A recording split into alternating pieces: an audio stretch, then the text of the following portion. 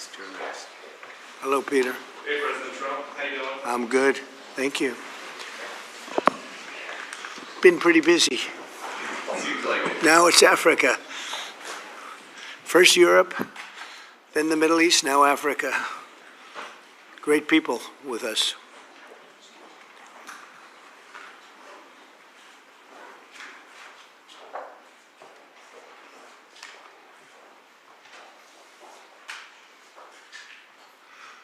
Well, thank you very much, everybody, for being with us today. And I want to thank you, all of these great leaders, for joining us as we welcome to the White House the presidents and prime ministers and various other forms of dignitary to this wonderful place. Is nothing like the White House to me. We are represented today, and your continent is represented by Gabon, Guinea-Bissau, Liberia, Mauritania, and Senegal, all very vibrant places with very valuable land, great minerals, great oil deposits, and wonderful people. Last month, the U.S.-Africa Business Summit had recorded an attendance record, actually, and generated $2.5 billion in new economic deals for the United States. On June 27th, the foreign ministers of the Democratic Republic of the Congo and Rwanda visited the White House to sign a historic peace agreement that we worked out. They've been fighting for 30 years. 7 million are dead, and they think the number is actually quite a bit higher than that. It's been a long and vicious fight, and I just wanted to say that the countries represented were very happy that we were able to solve that problem. I think over the next couple of weeks, the leaders of both countries will come to sign the final agreement. As you know, we had foreign ministers last week, but we're going to be signing an end to the horrible 30-year war. It's been going on for a long time. I've been reading about it, hearing about it, and it was a vicious war. It was a terrible war. I want to thank our outstanding senior advisor for Africa, Masad Boulos, for helping to mediate this breakthrough. He was very much involved in that settlement. Most people thought it couldn't be done. But there's still much more to be done, and we're going to be facilitating peace also in places like Sudan, where they have a lot of problems. Libya and others, we have there's a lot of anger on your continent. We've been able to solve a lot of it. My administration is committed to strengthening our friendships in Africa through economic development efforts that benefit both the United States and our partners. And we're shifting from AID to trade. We had AID, or aid as we sometimes call it, right to trade. And trade seems to be a foundation that I've been able to settle a lot of these disputes, like as an example, India and Pakistan, Kosovo, Serbia. I said, you guys are going to fight, we're not going to trade. And we seem to be quite successful in doing that. To that end, we have closed the USAID group to eliminate waste, fraud, and abuse, which was tremendous waste, fraud, and abuse. And we're working tirelessly to forge new economic opportunities involving both the United States and many African nations. There's great economic potential in Africa, like few other places in many ways. In the long run, this will be far more effective and sustainable and beneficial than anything else that we can be doing together. I'm eager to work with each of you on your vital issues and also to discuss security. We've encouraged our staff at the White House to work along with these nations. There's such tremendous wealth there and potential there. We encourage the countries here today to make greater investments in defense, hopefully, of course, buying our equipment, because we do make the best defense equipment. I guess we proved that about 2 weeks ago in Iran, but we make the best equipment, best military equipment anywhere in the world by far. There's nobody close. And keep pursuing the fight against terrorism, which is a big problem in Africa. Immigration will also be on the agenda, and I hope we can bring down the high rates of people overstaying visas and also make progress on the safe third country agreements. And once again, I want to thank you all for being here, and it's an honor for me. Some of you I've met, and some of you I just got to meet, and I think it would be nice if you said a few words to the press, which is right back here. Do we have a camera over here? It'd be nice if you could, oh, there it is. You could speak to the, you don't want to turn your head so much. I do it a lot. It's not pleasant. But perhaps we could start with you, please. Thank you very much. Great gentleman, by the way. Merci pour m'avoir donné la parole, Monsieur le Président. Thank you for giving me the floor, Mr. President.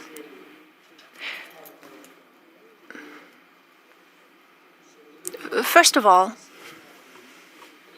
I would like to thank you, Mr. President Trump, for inviting us to come here today.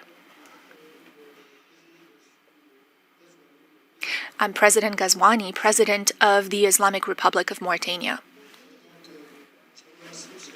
Thank you, Mr. President, for this invitation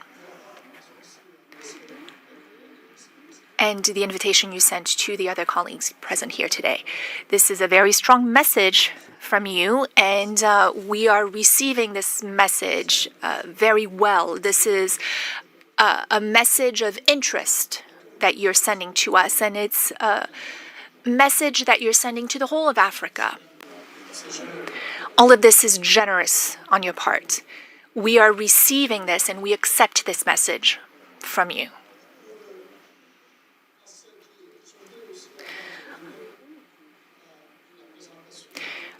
Before I talk about my country, I would like to let you know that we are delighted to see President Trump's commitment to our continent. Mr. President, in the short time you've been back in office, the last few months, you came to the rescue for peace. You did it in Asia with Pakistan and India. The war sort of started, and if it had gone on, the consequences could have been a real disaster.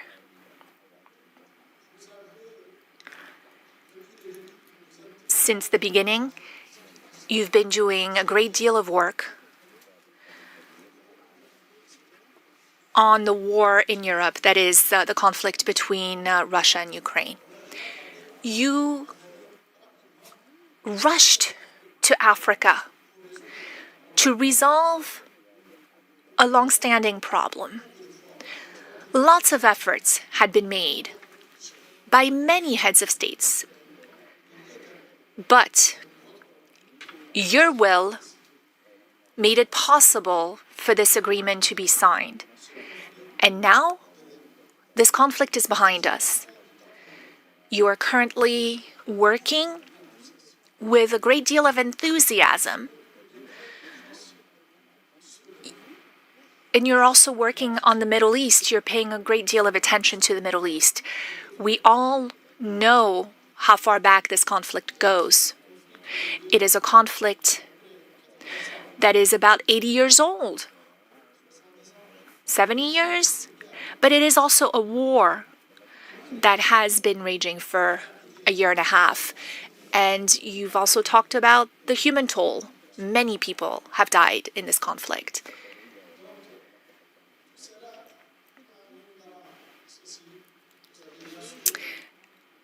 Of course, you also stopped the war between Iran and Israel.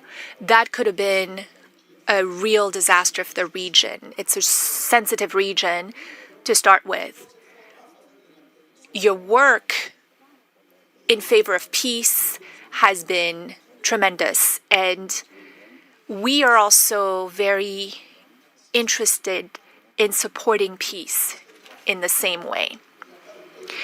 When there's no peace, like you said earlier today, when there is no peace, a lot of other things are lacking. When there's no peace, it is difficult to have prosperity. It is difficult to have calm, to have a sense of quietness. It's hard to sleep. It's hard to go about your business every day. You understand that well, Mr. President, and you're working on this. So thank you. Moi, je suis président. I am the president of Mauritania.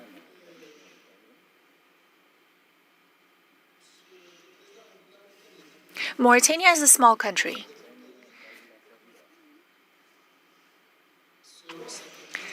Depending on the criteria you apply. If you look at the number of people who live in Mauritania, it's a small country because we have about 5 million people in Mauritania. We might just be a little bit over 5 million. It's a small country also in the sense that what influence it has throughout the world. It's not like the US, Mr. President. Internationally, we understand that our weight, our influence is not that great, and we have no complex about this.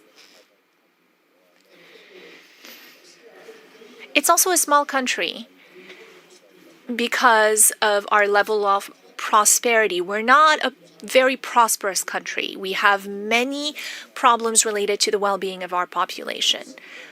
But it is also a great country, a big country in other ways. Mauritania is a great country in the sense of its strategic position. It is on the Atlantic coast, which makes it a neighbor to the US. It is what unites North Africa and Sub-Saharan Africa, or what links the two. That is its strategic position, but also in terms of resources. We have a great deal of resources, many, many resources, and we have a lot of opportunities to offer in terms of investment. We have minerals, rare earths, rare minerals. We have manganese. We have uranium.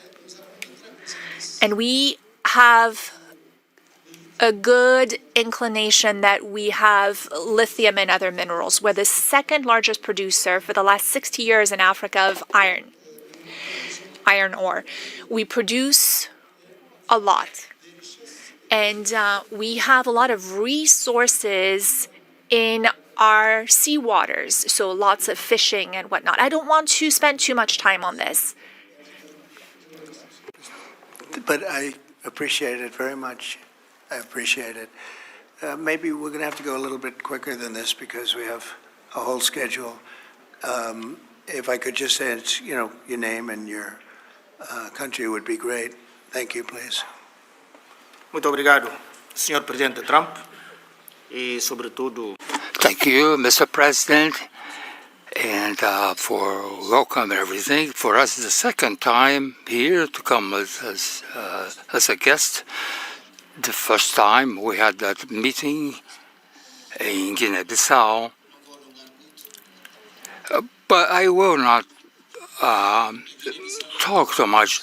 But Guinea-Bissau is a peaceful country, and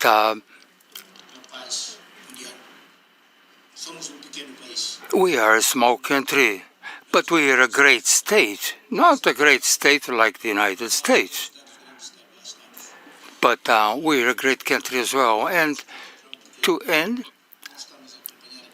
we are following your dynamics and the war with Russia and Ukraine. And you can count on Guinea-Bissau. Thank you very much. Thank you very much. Please.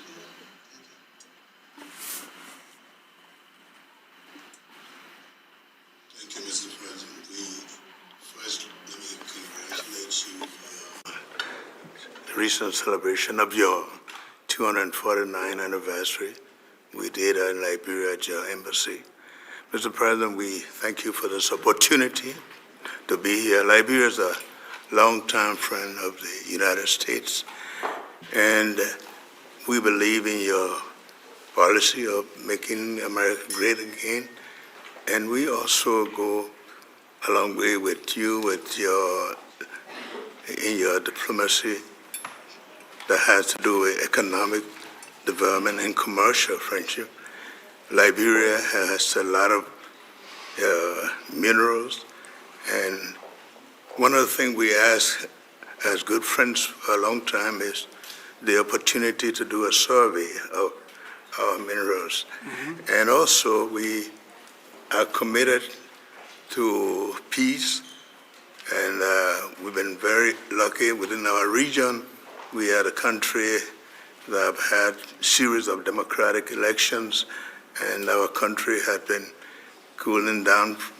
And also we want to encourage American involvement in the investment in Liberia. We'd like to see that happen. We want to work with the United States in peace and security within the region, because we are committed to that. And we just want to thank you so much for this opportunity. Well, thank you, and such good English, such beautiful. Where did you learn to speak so beautifully? Where were you educated? Where? Yes, sir. In Liberia. Yes, sir. Well, that's very interesting. It's beautiful English. Sure. I have people at this table can't speak nearly as well, Very and good, sir. Thank you. they come from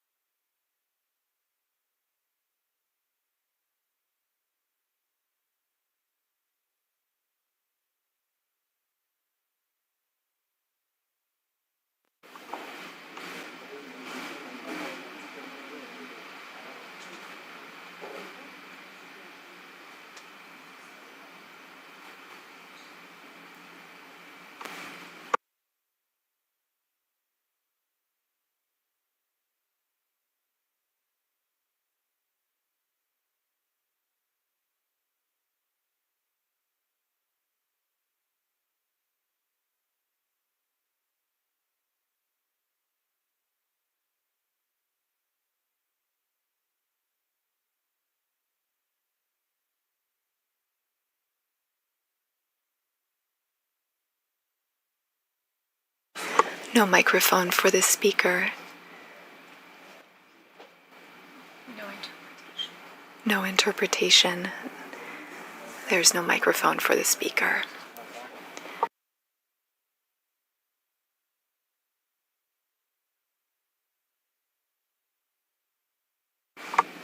Still no microphone for the speaker.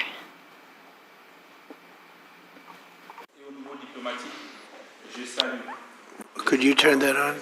Yeah, just press that. There you go. Yes.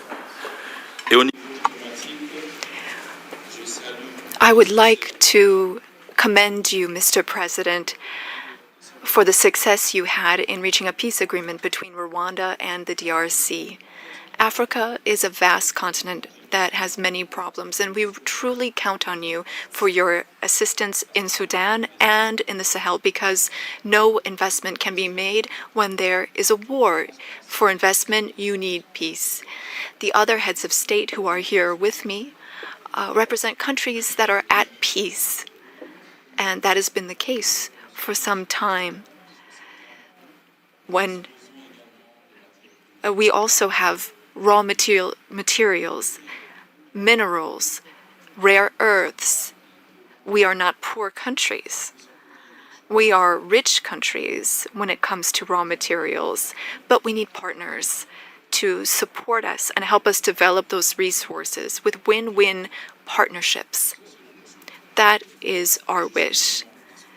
I often listen to your remarks and speeches, Mr. President. We also want our raw materials to be processed locally in our country so that we can create value and to create jobs for youth so that they stop dying. They are crossing the sea, the ocean, to go to other countries. That is what we want, to have local processing of raw materials. Gabon is a rich country. We have over 2 million inhabitants and a great deal of diversity, raw materials, oil and gas reserves, and we would like those resources to be tapped using an economic model that fits. Since our liberation, we have changed how we do trade. We have focused on transparency and bids for anyone who wants to come invest in our country. If you follow the news, we have also worked on agreements with the European Union, and we wanted to review those because we didn't think that those were win-win opportunities. So our market is open. We want to process manganese locally, which you purchase through a company called Aramet. And I'm sure that it's more expensive compared to when you can come and buy it directly from us. In order to do this local processing, we need 8 to 10 gigawatts of electricity. Again, this is an open bid.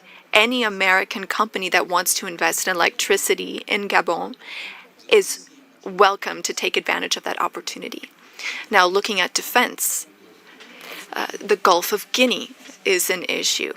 There is maritime piracy in that area, and we want to work together to stabilize it. You said you had the best equipment, the best military equipment, and that's what we'd like to have so that we can stop maritime piracy in the Gulf of Guinea.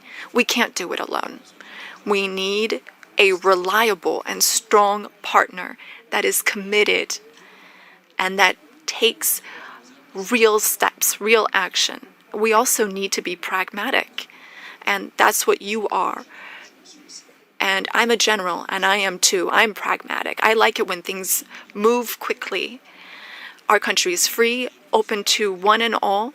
You are welcome to come and invest. Otherwise, other countries might come instead of you. Thank you. Good job. Thank you very much. Appreciate it. Okay. Thank you so much, Mr. President.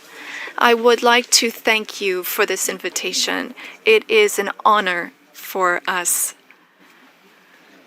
to be here at the White House and to have this opportunity to speak with you about the new partnership that you are putting in place with Africa, particularly for investment.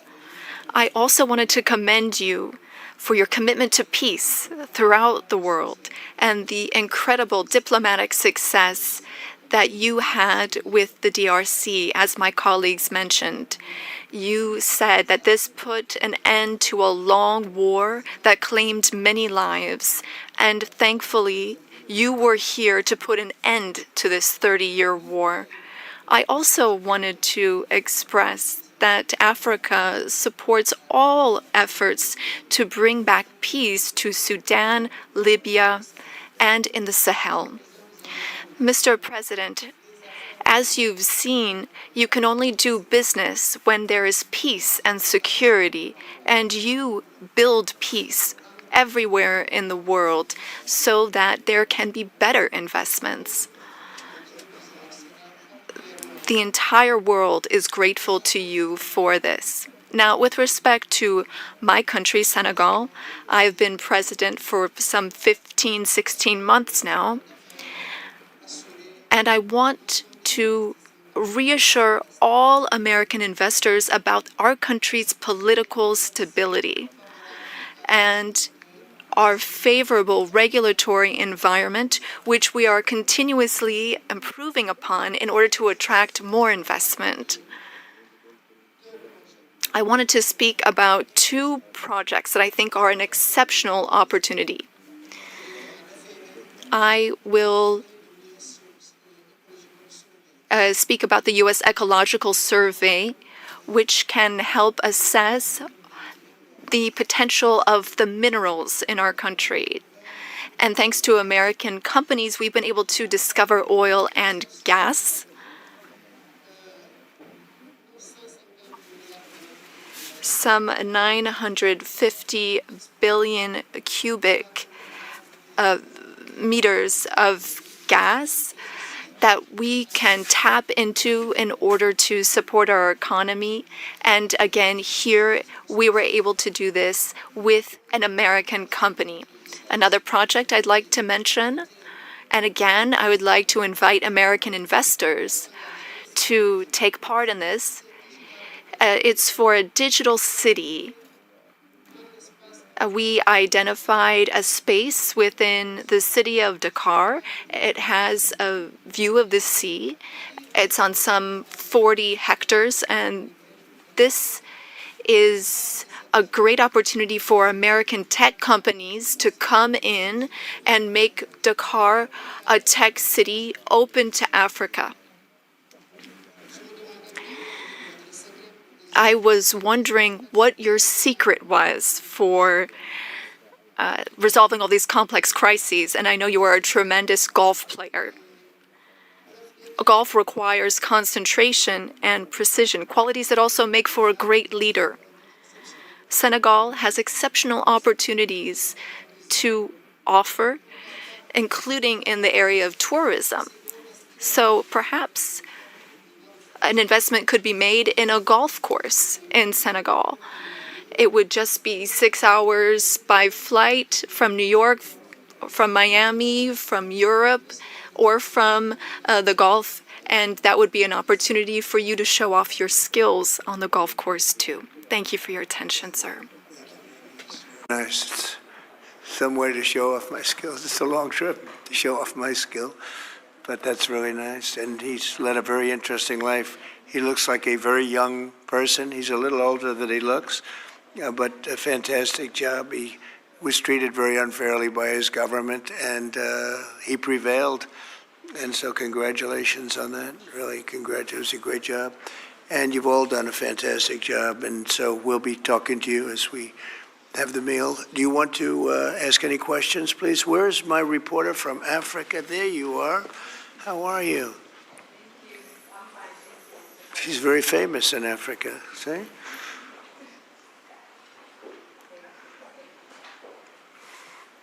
Yeah, thank you. Miss, I have one question for the African presidents and one question for President Trump. As you can see, Mr. President Trump, all the African presidents are very happy with your efforts to bring peace in the Democratic Republic of the Congo. My question to you is, today you are making history by receiving 5 African presidents and showing the interest of the United States to collaborate and to work close with the African nations. African continent is watching, African youth is watching, and this new approach that your administration is taking to deal with African nations, not only based on help, but in doing business that everybody can win, is really much appreciated for all the Africans. My question is, are you planning, Mr. President, in the future to travel to Africa to see firsthand all those countries in Africa, all those potential that those countries have?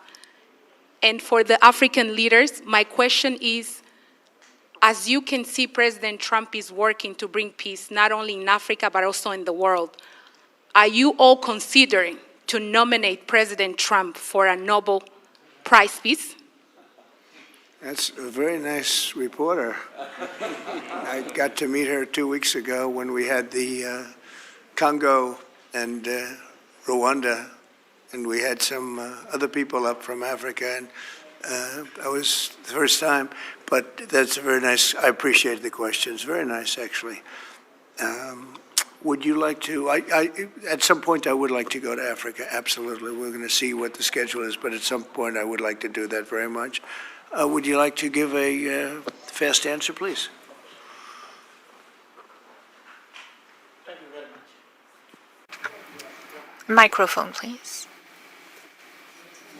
Please. Of course, on soutient cette dynamique. We are in favor of this dynamic for peace.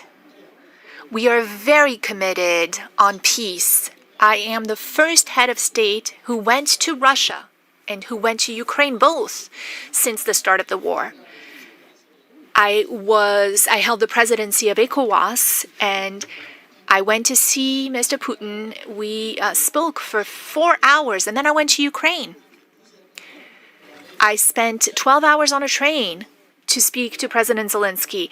But now the weight of President Trump is something else altogether. We are with you. We are behind you to see what we can do to help bring peace back. No one wins when there's war.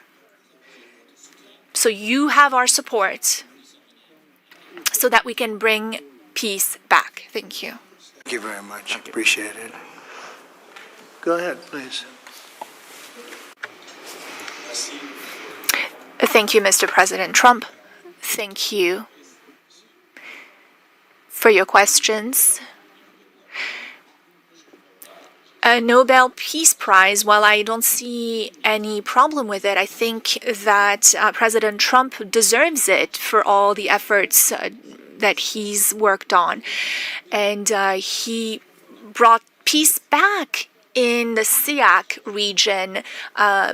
That is my region, the region where DRC and Rwanda signed a deal. And so he is now bringing peace back into a region where that was never possible. So I believe that he does deserve a Nobel Peace Prize. That is my opinion on this.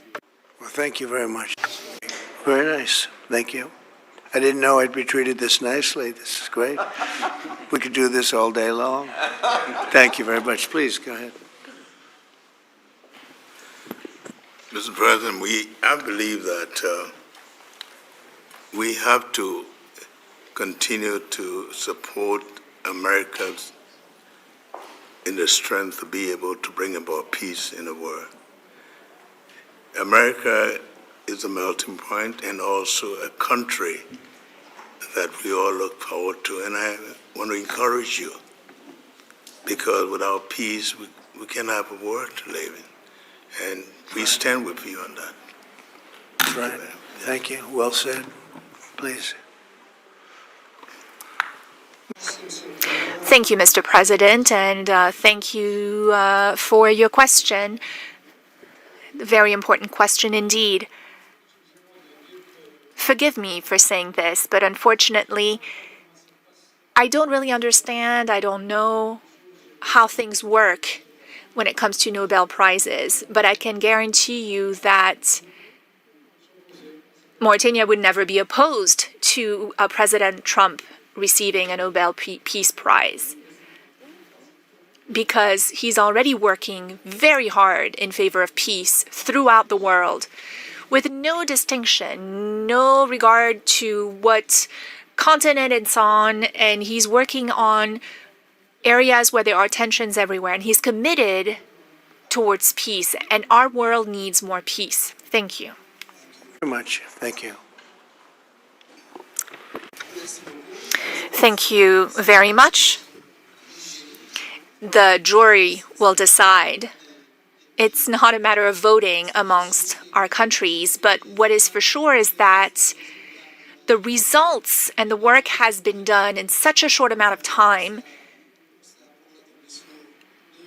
show that you would be a good recipient.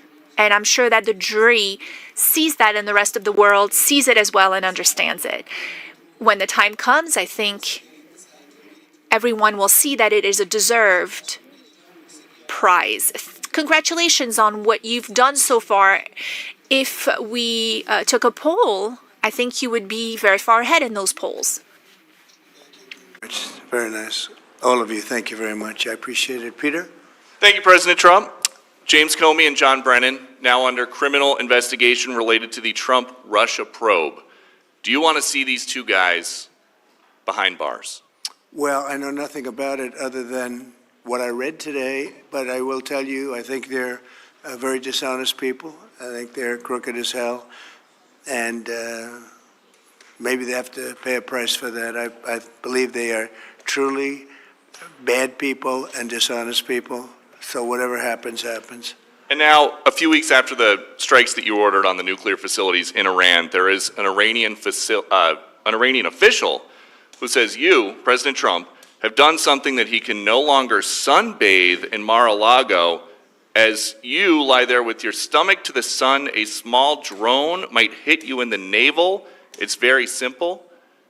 Do you think that's a real threat? And when is the last time you went sunbathing anyway? It's been a long time. It's been a long time. I don't know. Maybe I was around 7 or so. I'm not too big into it.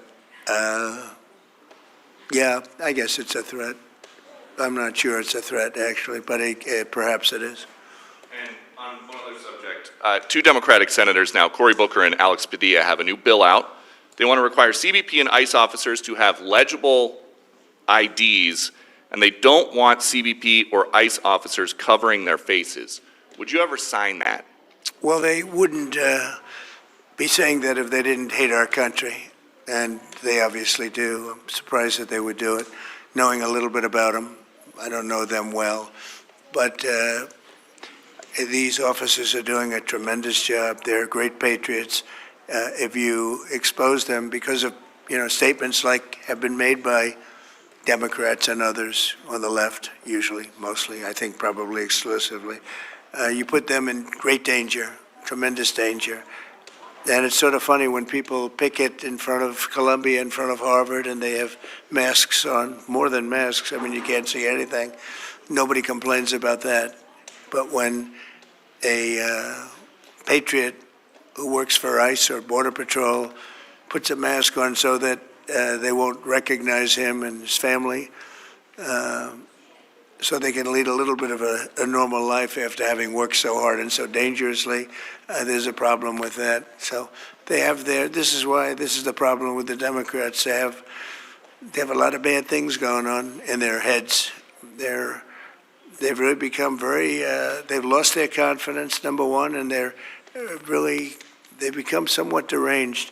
I want to do whatever's necessary to protect our great law enforcement people, and they are right at the top of the list. And your agriculture department also announced this week that they are going to start limiting Chinese ownership of American farmland. Why do you think that the Chinese have been buying up all this farmland in our country so close to military installations? Well, I don't want to get into that. I have a very good relationship with President Xi. We're going to see, and I'm going to, they're going to be making a recommendation to me, but we have a very good relationship. As you know, they're paying a lot of tariffs to the United States now, and so I'm not going to get into that right now. Yeah, please. Yesterday, the Wall Street Journal reported that the White House was weighing whether to send another Patriot air defense system to Ukraine. Can you confirm that reporting? They would like it. They've asked for it. They're very rare indeed, because a lot of systems have been sent to Ukraine. But they would like to. I know they made the request. We're going to have to take a look at it. It's very expensive system. It's a shame that we have to spend so much if I were president. That's a terrible war over there, and it's really a shame. It's very sad. When you talk about a system like that, highly sophisticated, tremendous amount of money, and they're doing it because they want to prevent death. They're getting hit hard, very hard. So we're looking at it.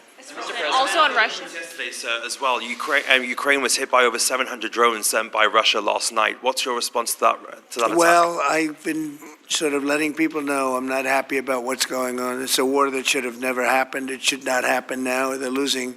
Now it's up. I've been saying 5,000. Now it's up to 7,000. Think of it, 7,000 people a week on both sides. 7,000 people, young, mostly military people, young souls are dead and dying, and it should be stopped. It should be stopped. Very sad to see what's happening. Yes, please. Sir, can you explain how you calculated your latest round of tariffs? Was there a formula that was used? And do you expect any of these countries to face tariffs as well? The formula was a formula based on common sense, based on deficits, based on how we've been treated over the years, and based on raw numbers. And we're going to have a couple of more coming out today. Brazil, as an example, has been not good to us, not good at all. We're going to be releasing a Brazil number, I think, later on this afternoon or tomorrow morning.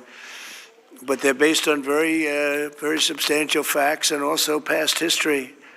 You look at the past history, we never had anybody in the White House that understood the numbers or were into it like I have. You know, we've taken in hundreds of billions of dollars in tariffs, hundreds of billions, and we haven't even started yet.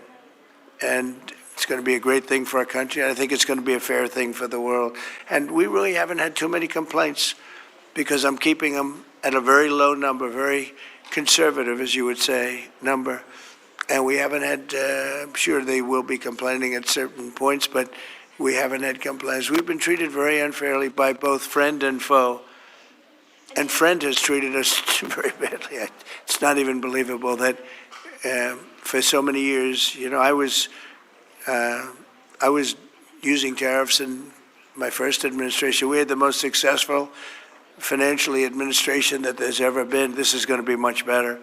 But we got cut short with the COVID because I didn't think it was appropriate when, you know, Italy, Spain, you saw the horror show that a lot of the countries went through. So I cut it a little bit short. But we took in hundreds of billions of dollars, and we had the most successful term ever from a president financially. But this is going to be much more successful. Yes, please. Do you expect any of the countries here to face tariffs as well? I haven't thought of it, but I don't know. Let's see, I like him, and him. No, I don't think so, not too much. It's very good. He's a friend of mine now. Yes, Thank you for taking our questions, Mr. President. Okay. You talked about the amount of external revenue the country has brought in thanks to your tariffs. Can you talk about how these hundreds of billions of dollars that are getting brought in will help grow the country, and what do you hope to put it towards? Well, bigger than the tariffs, actually, are the fact that when you charge the tariffs at a certain point, they say, well, we can't pay those tariffs. It doesn't make economic sense. These are wealthy countries, and they or their companies will come into our country and build, and that's what's actually happening. If you had a very low tariff, there'd be no incentive to do that. If you have no tariff, like we used to have, which is so stupid, it's not even believable, but then obviously they make their product, the product in their country. They have the jobs, they have the income, they have the taxes, they have everything, and they just send it into us, and it's jobs that we wouldn't get. Now the wheel is turned. And what we're doing is, more important, we're taking in hundreds of billions of dollars, money that we've never seen before. But more important than that, we have a lot of people that would rather not have to pay that. So they're coming in and they're building plants. AI, we're leading everybody, including China, by a lot with AI. They're building their own plant. You heard me say yesterday, they're building their own electric generating plants to go along with the factories or plants that they're building. If they want to do that, we're getting them fast approvals, very fast turnarounds. They're using mostly natural gas to start off, but they're using coal. They have the right to use coal. They have the right to use nuclear. Nuclear's come a long way in the last 5 years. So we're getting them very fast approvals. We have factories and plants building at a level that we've never had in this country before. Yeah. And secondly, a study from the Council of Economic Advisors. You put it on Truth Social yesterday. It showed that your assessment that tariffs would slow inflation was accurate and that the prices of imported goods since February has fallen. That your assessment was right, the critics were wrong. Why do so-called experts continually misread your economic policies, sir?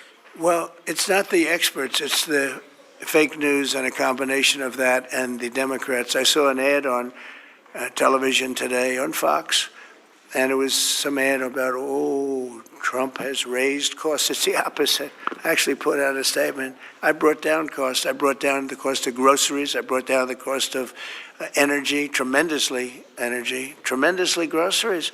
If you remember my first week in office, the press was screaming at me about the cost of eggs. They were 4 times higher than they were just a short time ago. That was caused by Biden and stupid policies, and we got that down. And by Easter, it was normalized, and now it's actually even at a lower price. So when I see an ad like that, it's always good to respond. I feel you have to respond. It was an ad that things are more costly. No, they're much less costly. Yesterday, $1.99 a gallon. There's 3 states. We're selling gasoline at $1.99. You haven't seen that for a long time. And I brought costs way down, just about every cost. I can't think of a cost that went up but just about every country. So what they do is they lie. I mean, they take ads.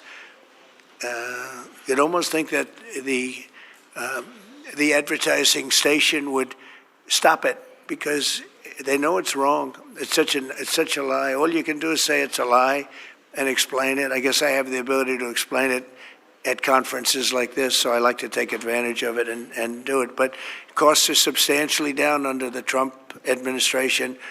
And as you know, Biden had the highest inflation, I believe, in the history of our country. They say 48 years, but regardless, I think it was really the highest in the history of our country. And they were up to numbers that nobody ever saw before.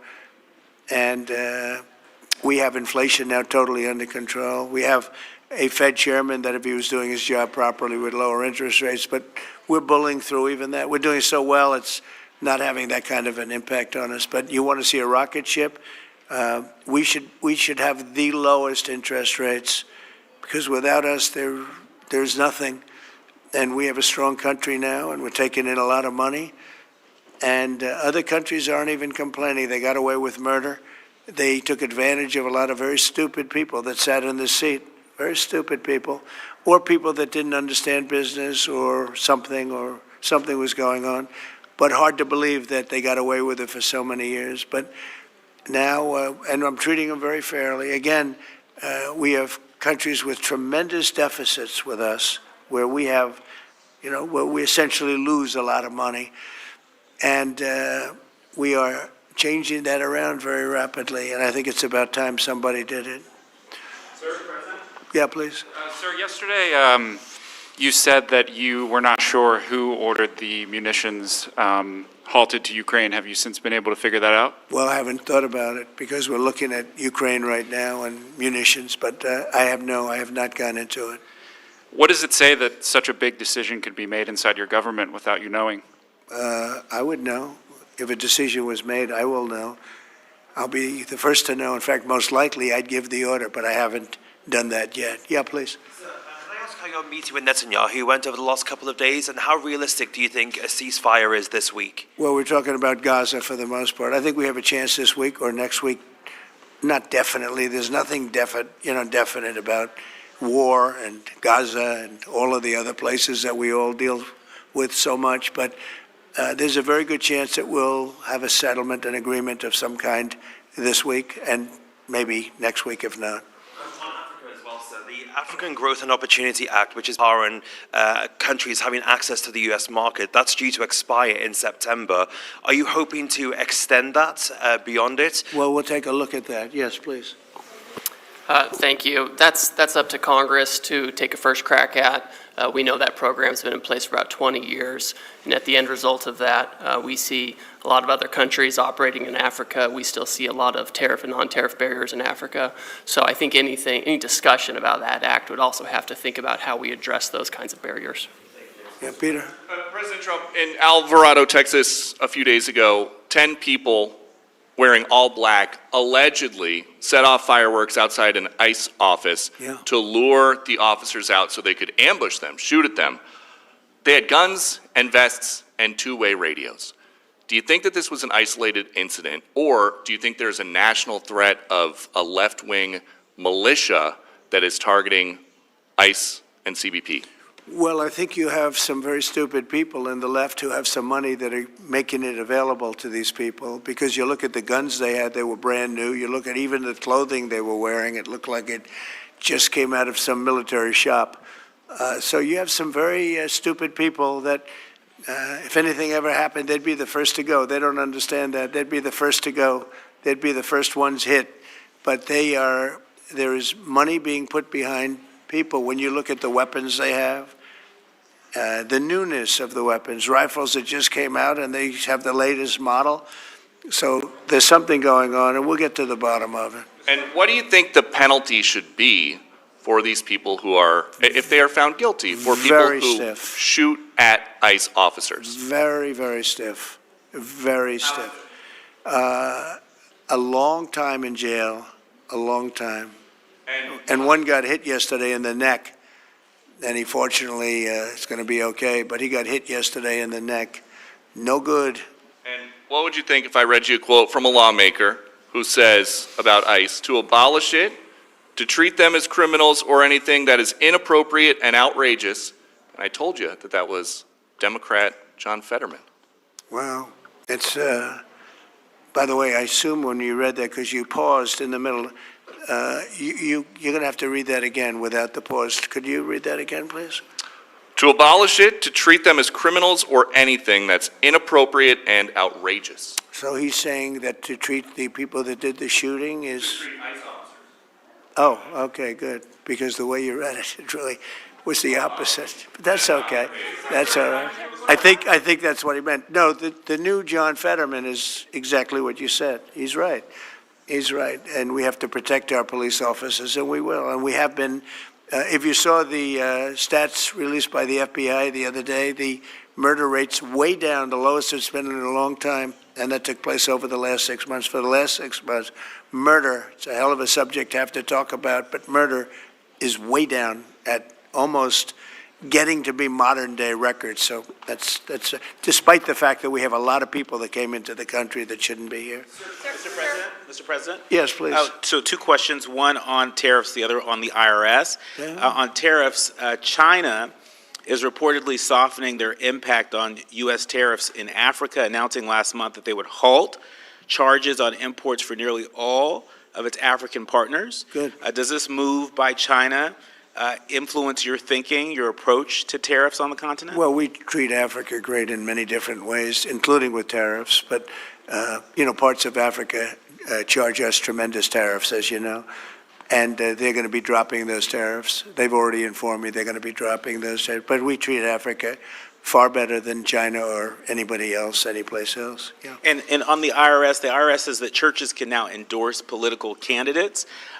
What's your reaction to this, and how do you expect this to influence some of the work that's afoot on the continent? There's a lot of American churches that are missionaries doing missionary work on the continent. Do you support that? I love the fact that churches can endorse a political candidate. I think so, because we have a lot of respect for the people that lead the church, for the pastors and the ministers and the rabbis and the all different leaders, all different religions, and people respect those people. And I think there's nothing wrong. It was a very big penalty if that took place just a little while ago. They had a thing called the Johnson Act, and it was a very big penalty. I think it's great if a pastor, minister, priest, rabbi, and we could very much go into your religion, by the way, which is something that people are having great respect for throughout the world. If somebody of faith wants to endorse, I think it's something that I'd like to hear, and I can guarantee you the people that they're with every Saturday or Sunday or whenever it is they're with, they want to hear from these people. And it was a very severe penalty. Those people were not allowed to speak up. Now they're allowed to speak up. No, I think it's terrific. Mr. President, your administration took new actions against Harvard University today. Are you still optimistic about reaching a deal with the university? Oh, yeah, I think so. Harvard's been very bad, totally anti-Semitic. And, they'll absolutely reach a deal. Peter? I just got a text from our colleague John Roberts. He says that we are now reporting the guy who was arrested in the Alvarado, Texas incident for tampering with the evidence was a green card recipient under the Biden administration and a prior DACA recipient. What do you think of that? It's very sad. It's very bad. A lot of them are here. We came in 21 million, I think it's higher than that, by the way, but they say 21 million people came in. Many of them are criminals. Many of them are murderers. 11,888 is what they say are murderers. And they came in through open border policies, no checking, no vetting, no nothing.